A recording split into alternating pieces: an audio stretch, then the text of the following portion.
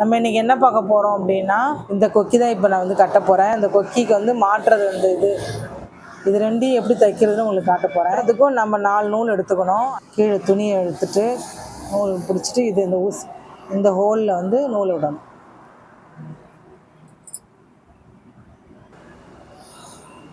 திருப்பி அதே மாதிரி விடணும்.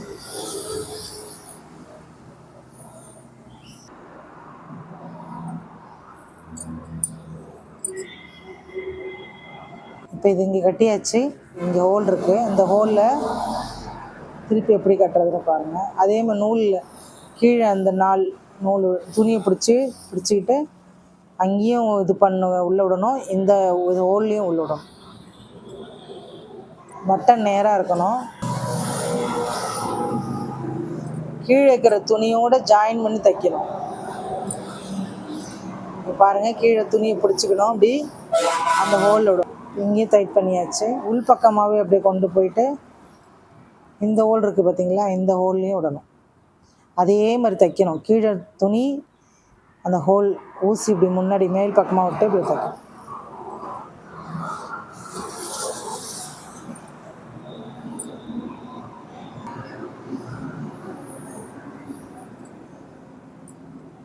இப்போ அந்த கீழே ஹோல் இருக்கு இல்லைங்களா, இதில் ஒரு 2 ஸ்டிச்சு போட்டுக்கணும். ஏன்னா அப்போ தான் கொஞ்சம் ஸ்ட்ராங்காக இருக்கும். இப்போ அப்படியே நாட்டுக்கு வந்து இது மாதிரி தைச்சிட்டு இந்த ஹோலில் இப்படி விட்டு இப்படி எடுத்தணும். இல்லை இப்படி ஊசி இப்படி சொருவிட்டு இந்த நூலை வந்து இது மேலே சுற்றி விட்டுட்டு கூட இப்படி எடுத்திங்கன்னா முடிச்சு விட்டு இதை கட் பண்ணிடுவோம்.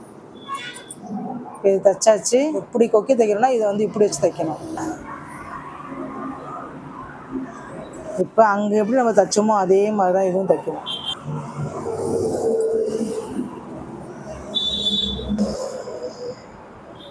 முடிச்சு போடுற மாதிரி நம்ம இப்போ நாட் போடுற மாதிரி உள்ள விட்டு போட்டுட்டோம்.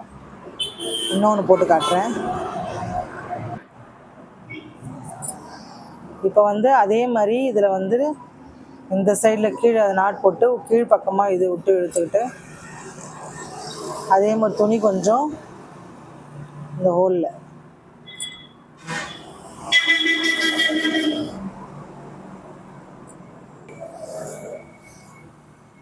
இப்போ நாட் போட்டுக்கலாம். இப்போ வந்து இது தைச்சாச்சு. இது முடிஞ்சிச்சு. இப்போ இது மாட்டுறது பாருங்கள். மாட்டுறதை இதில் கொண்டு போய் இப்படி மாட்டுவாங்க. மாட்டிக்கிச்சிங்களா?